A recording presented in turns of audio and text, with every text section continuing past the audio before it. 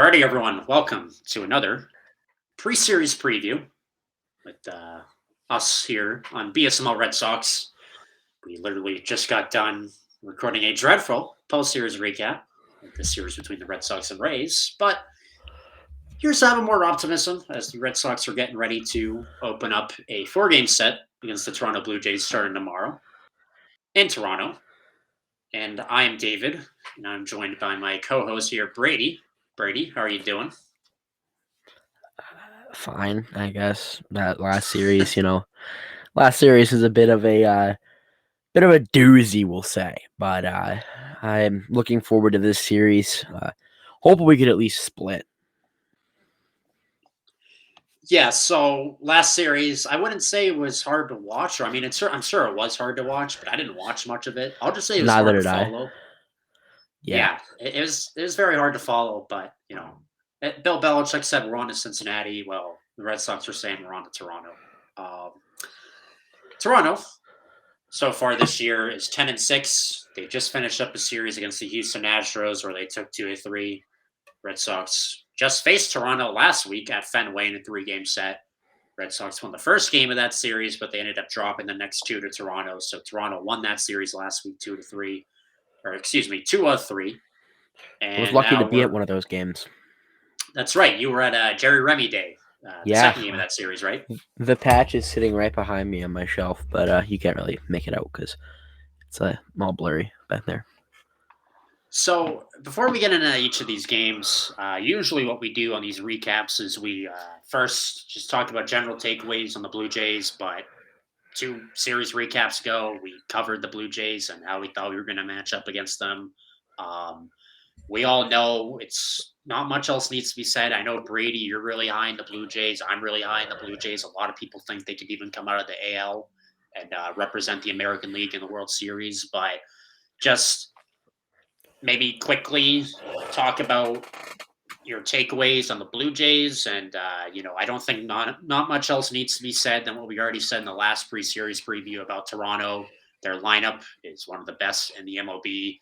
You have people who can hit for power and who can hit for average, who can hit for contact, and the George Springers of the world, Bo Bichette's, Vladdy Guerrero, Lourdes Gurriel Jr., Matt Chapman, Santiago Espinal. So what are your thoughts on Toronto, and has anything really changed for how you view them between now heading into this four-game set versus when we faced them last week and when you were at one of the games? Yeah, nothing about my views on Toronto has really changed other than my view on our ability to beat them.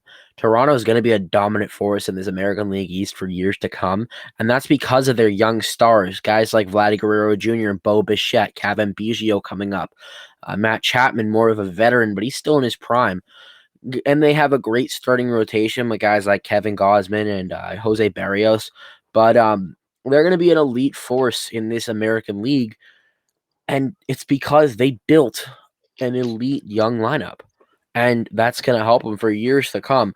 The Red Sox have a nice young lineup to play with too, but we're risking losing a lot of guys. And not only that, but you know, we've struggled to wake up our bats over the past few series. Our pitching is middle of the road at best right now. I feel like we have some really strong guys, and guys like Jake Diekman, Garrett Whitlock, and sometimes even guys like Tanner Houck and Michael Waka. But the pitching's too iffy, and the bats are too down to give us the real edge in this series.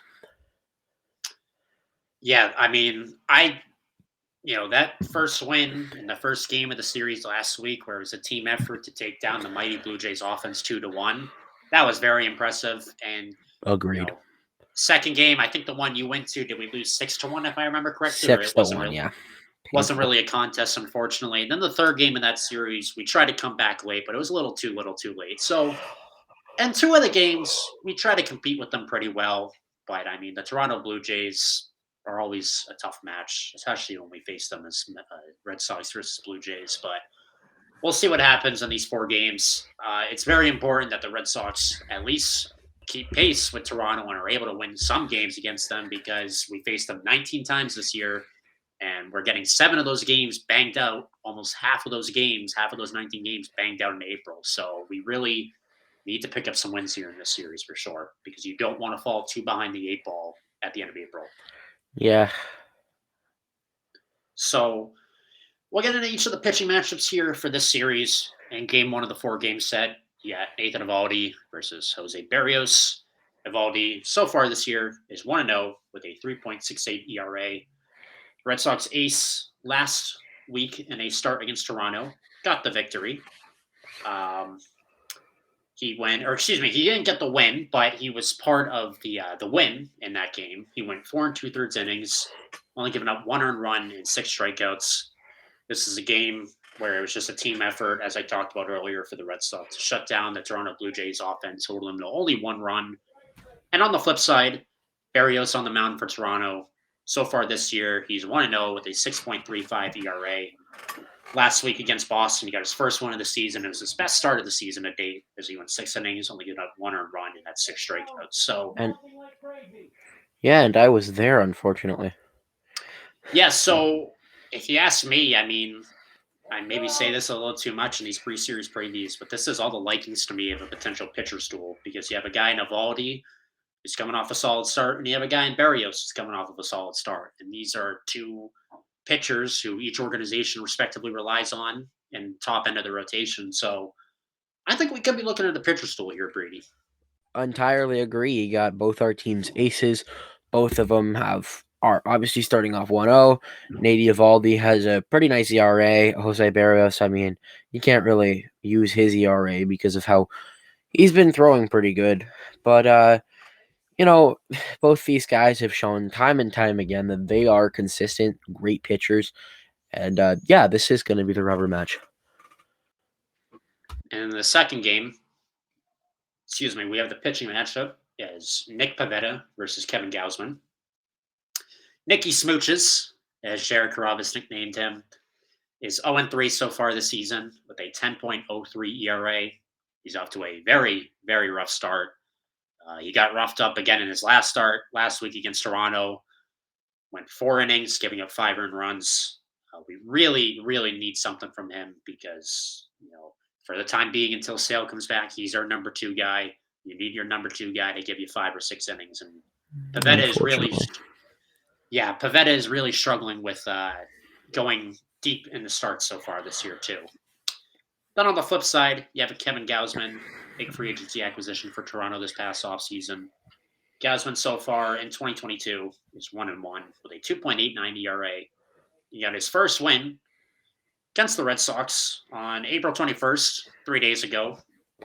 He went 8 innings, only allowing 1 earned run, and he's again going to be a big factor into that Toronto rotation. So I don't have high hopes for this game because Pivetta, what's to say he's just going to magically turn it around? Maybe he can put together a decent start, but I doubt we get anything more than 5 innings out of him. And I think we're looking at someone like Gausman who, could have his way with Boston's offense. So I don't feel great about our chances here in this second game. Yeah, neither do I. Gosman showed time and time. He's another one of those guys that showed time and time again that he's consistent and he's good. I'm not sure, but I'm pretty sure he had some Cy Young votes in the past couple years. But yeah, this really strong pitcher, and Pivetta just isn't showing that same kind of energy, and that's why I have Toronto winning the game. It's nothing. There's nothing more you can really say. It's just Gosman's the better pitcher. Yep, Gosman right now is the better pitcher, and then you just get scared with an offense like Toronto, who roughed up Toronto just a week ago, potentially doing it again against Pavetta. So we'll see how that second game goes. Moving into the third game, pitching matchup is Michael Walker on the bump for the Red Sox versus Ross Stripling at the Blue Jays. This Chicken is a strip. That's his this nickname. is a Yeah, there we go. This is a pitcher that the Red Sox are not familiar with yet, at least for Toronto, because he did not pitch in that last series. But Waka, so far this year, is 1-0 with a 1.88 ERA. He gave us 5 innings of 2 earned run ball on Friday. He keeps giving us a chance to win, whether you like it or not. He's given out 1, 2 earned runs.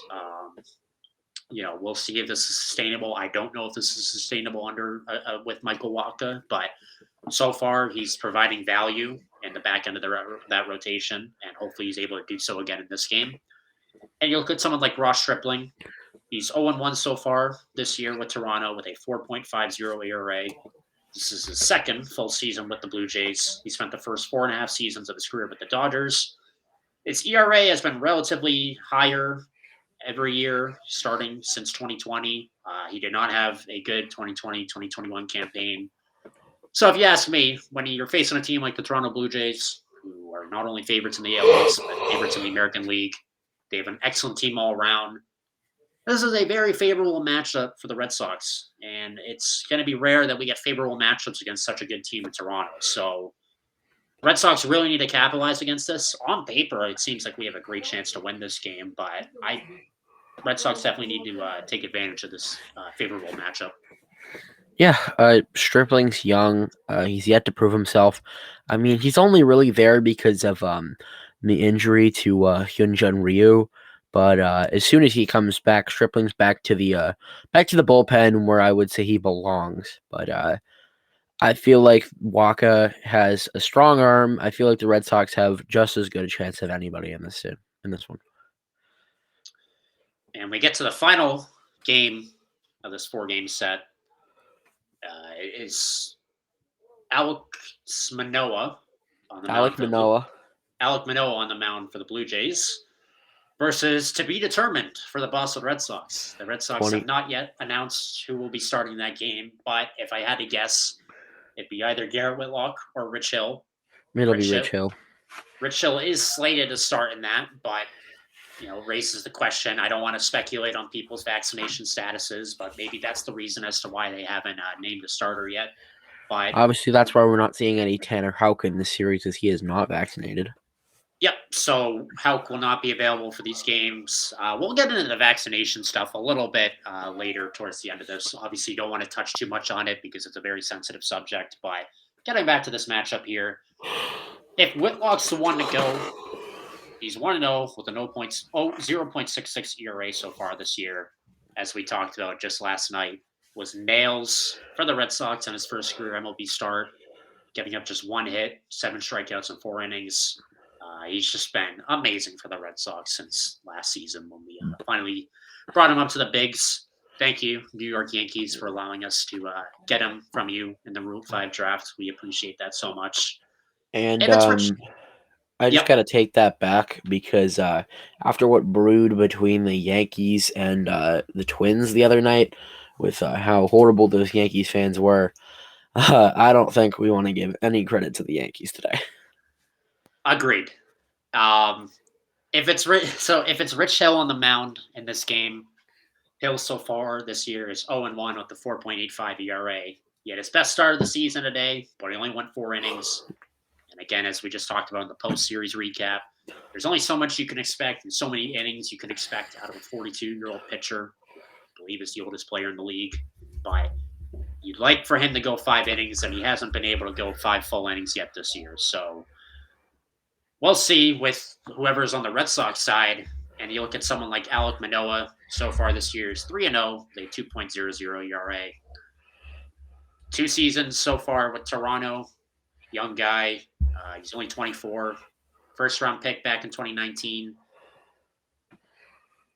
I don't love this matchup either for the Red Sox. If Whitlock's on the mound, then sure, I think we can easily take this game and maybe you hope for a split or something like that. Or maybe a 3-4. But if Hill's on the mound, I give the edge to Manoah. But maybe this is a game, who knows, where you see the Red Sox offense attack a young starting pitcher and the Blue Jays attack our guy, and maybe it's a track meet. Red Sox always seem due for one of those track meets every once in a while. So I don't know. I can't really draw too many conclusions on this game, and I don't know how you feel about it, Brady, but it's just hard to draw any conclusions until the Red Sox announce who's going to be starting this game. Yeah, my prayers are calling for an offensive shootout, but at this point, nobody knows. So it all truly depends on who that pitcher is. Whitlock gives us a great chance, where Hill gives us nothing at all.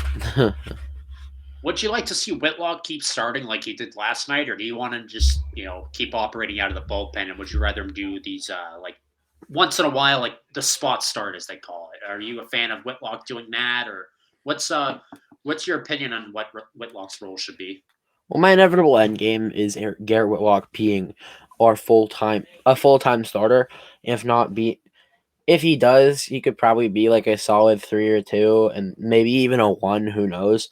But right now, I think Whitlock should, stay in the bullpen, develop a bit, especially with Chris Sale still on the mend. We'll have a 6-man rotation. There's just no room.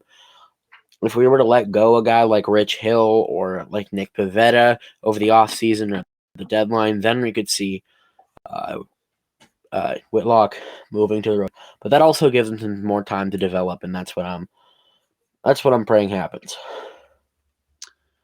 All right, so as we do with all these pre-series previews, at the end we get into our advantages, disadvantages, and X factors for each team. Uh, Before we get into that, I'll just address the elephant in the room. We know Tanner Houck is not vaccinated. He's already announced that he will not be traveling with the team to Toronto. He will not be available until the next series against Baltimore. Um, Rumors are that he is not the only unvaccinated Red Sox player, so I don't know.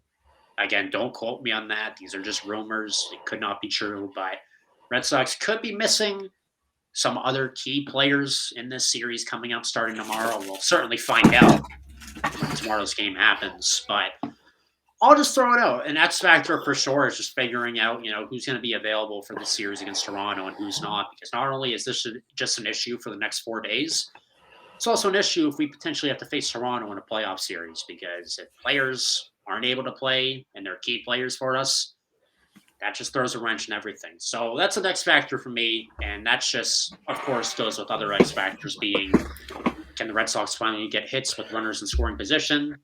We need our pitchers to go deep. We can't go to the bullpen too early. We really need 6 innings, as I've been saying, out of our starters. So just really X factors for me are just pitching going deep, offense capitalizing when possible, and figuring out who's going to be available whenever we face Toronto. Yeah, but my X factors right now, I think, the bats have to wake up. The Red Sox have shown that the bats have been down recently, and if they don't wake up, it's an easy series win for Toronto. My other X factor, and this is more minor, but the 4th game. If Garrett Whitlock pitches, then we have a fighting chance. If Rich Hill pitches, then we're kind of screwed. It entirely depends on what happens with the pitching for that game. And who do you think has certain edges in this series? Like, I would say offensively, Toronto probably has a slight edge. I think it's closer than people think, and it's closer than how the Red Sox are performing right now. But I think Toronto's offense is a bit more of a powerhouse than Boston's. I entirely agree. However, the defense, I think the Red Sox have the edge. They have one of the best defensive players in the infield in baseball with Trevor Story. He was great at his defensive. Oh my god, as a defensive shortstop back in Colorado. And then we have one of the best defensive outfields in baseball with guys like JBJ, Kike Hernandez, and Alex Verdugo, as I call it in our post-series report, the arsenal of cannons, because they just throw people out. Yeah, no, Try I to would stretch agree. things. I mean, we our defense is really playing a lot better than last year, at least to start the season so far, and that's nice to see because yeah, we had a ton of outfield assists last year, and I keep saying this on this program, but outfield assists do not equivocate or are not the same thing as good defense. Red Sox had a ton of errors last year defensively, and it's very painful to watch at times, but Sox are off to a good start defensively this year. So for sure, I agree with that. I'll give them the edge defensively. Uh, what are your series predictions here for how the series is going to go, Brady? And will you change after I give my answer? No, but I have the Blue Jays and the Red Sox splitting the series. I think the Red Sox. I think the Red Sox could take game 1. I feel like that's an even pitching matchup, and that's going to be the rubber match of the series. But game 2 and 3, I'll give to the Blue Jays. But game 4, if Garrett Whitlock pitches, we take that game. Game 3 is a toss-up too, so if Whitlock doesn't end up pitching that game, we could take game 3. We should end up winning the series 3 out of 4, but it entirely depends on how in Game 3 and if Whitlock pitches Game 4. I'm going to say the Red Sox split this one. I think we'll win Game 1. I think Evaldi will get the better of Berrios. I hate saying this. It might not even be close in Game 2 with Pivetta versus Gausman. Nope. Nothing's invoking confidence in me and Pivetta right now. I hope he turns it around, but I think Toronto can win Game 2. Game 3, I think Waka can take advantage of a good pitching matchup versus Stripling, and I think Waka can give us another solid 5 innings, hopefully. Red Sox offense can hopefully get it done and rush Stripling. And Game 4, I mean, we'll see what the heck happens and who will be our starter. We'll figure out in the next couple of days or so. But I think Alek Manoah will probably get the better of us regardless. And whether Whitlock pitches and does amazing again, I think Manoah can just shut down our offense, and that'll be enough. So, in short, I have the Red Sox winning Games 1 and Games 3 of the series, and the Blue Jays winning Games 2 and Games 4. But a split, better than losing the series. I agree. So, that is going to do it for this pre-series preview. The Red Sox getting ready to undergo a 4-game set against the Toronto Blue Jays tomorrow night, starting at 7:10. Hope you guys will watch that. Hope you guys watch this video. If you like this video, hit the like button. Subscribe to BSML Red Sox, this YouTube channel, and also subscribe to us on Boston Sports Media Live. That's our main YouTube channel for all of our content across all the sports we cover. Follow us on Also, Instagram some Brady Deniston. Follow Sorry. Brady on his personal. No, self-promotion is absolutely allowed here. Follow our Instagram at bsml.redsox. That's going to do it from us, and we will talk to you after the Red Sox Blue Jays series is over in a few days, later this week. All right, everyone. Take care.